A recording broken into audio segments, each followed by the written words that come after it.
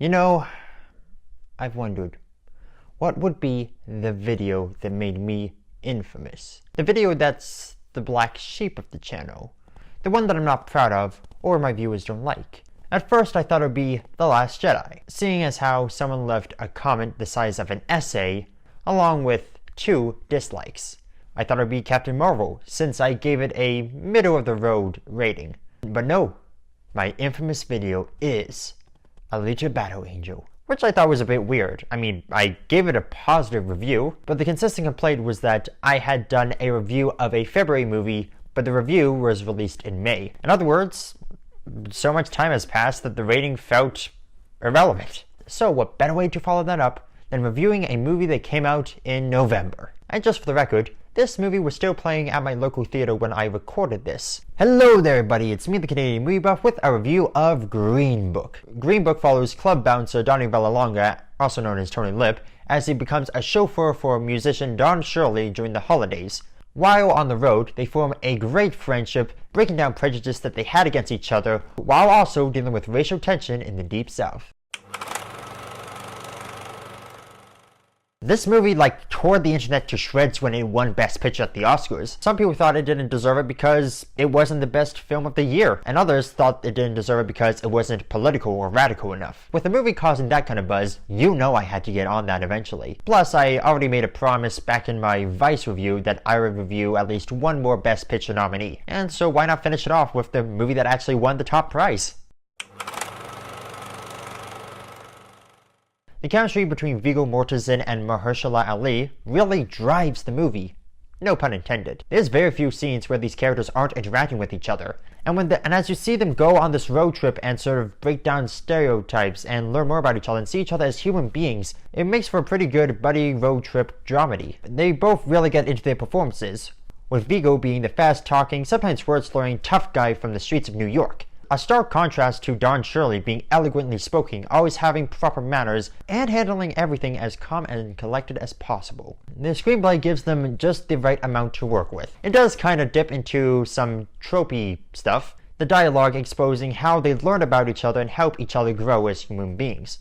And the transformation that you see from the beginning to the end of the movie really leaves an impact. One guy becomes a bit more cultured, not be as hot-tempered, to not judge people by the color of their skin, which is a lesson that goes without saying in a movie like this. Don Shirley realizes that he doesn't have to be all about that high culture, and he shouldn't be afraid to let people into his life. I talk about both these guys because it is what makes the movie. If one of them wasn't good at their performance, or the writing wasn't that great, or the actors just didn't click, it would have all fallen apart. These guys make you care about them. You want to see how they transform each other's lives. The movie shows them that yes, these guys are seriously flawed, but they can better themselves. And speaking of the racism, it's like this movie had a formula for each scene that dives into this topic. It usually follows as someone is racist towards Don Shirley. Tony tries to stick up for him or tells Don about how wrong they were for doing that, and Don either defuses the situation or tells Tony off for sticking up for him. That's the formula that they go with, and man, is it repetitive. By the 5th time it happens, you're like, we get it, racism bad. Time, setting, we gotta have racism in there somewhere. But rather than make it sort of like one of the themes of the movie, it could have very easily be placed somewhere in the background. An example I can think of is The Invisible Man. The wife character, I forgot what her name is, she mentions about a couple racist experiences, but that is not the focus of the story. Yes, it takes place in that era, but that's not where the focus is. For the most part, it is these 2 men bonding over a road trip, but when it cuts away to deal with the more topical stuff, it seems really intrusive. Technical-wise, this movie isn't very inspired.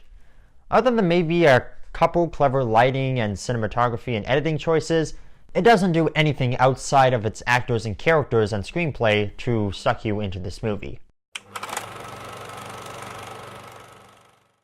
In retrospect, this was the Academy's only choice for the top prize. BlacKkKlansman and Vice were radical political biopics, and if either one of those movies won Best Picture, the Academy would have been accused of having a hardcore left-wing bias, as if that isn't common knowledge at this point.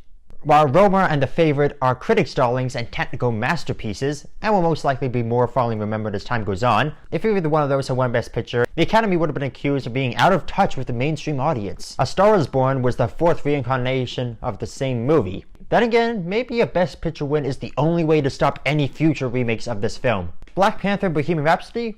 Well, besides the controversy of one and the political leanings of the other, they simply made too much money. Green Book hit that sweet spot of being mainstream, but not a massive box office success. It had a topical issue, but it wasn't radical with it. And if you boil this movie down to its most basic level, it's about two people from different backgrounds learning about each other and helping one another grow. Yes, it's cheesy, it's a feel-good movie, but in an era where every movie is trying to be as politicized or radical as or over-the-top as possible, sometimes a feel-good dramedy is what we need. So I guess I'll leave off with this line. You never win with violence, Tony. You only win when you maintain your dignity. Dignity always prevails. This movie deserves to be enjoyed multiple times at the theater or on Blu-ray. Alright, that's my review of Green Book. Have you seen it? What did you think about it? Leave your answer by commenting down below. Leave a like if you enjoyed the video, subscribe, and hit the bell icon if you're new here. And actually, there is one possibility regarding why Green Book won Best Picture. I can't talk about it here though. We have to go someplace a bit more quiet. Okay, first off, I apologize if the camera quality isn't that great, but it's a secret that I gotta keep. Alright, first off, let me explain something. You see, this is how you win the Best Picture. As this rule clearly states, it must feature either Michael Keaton or Mahershala Ali. That's how we got Birdman, Spotlight, Moonlight. All three of these movies. That starred Michael Keaton, that starred Michael Keaton, that starred Mahershala Ali. Now what do you do if neither of them appear in a movie that's nominated for Best Picture? Well, then the movie with the most nominations wins. And what was the movie with the most nominations last year? The Shape of Water. It all makes sense. Look at it. Just look at it. Just look at it. That's the real reason Green Book won. That's probably the reason any of these other movies won, but I gotta go.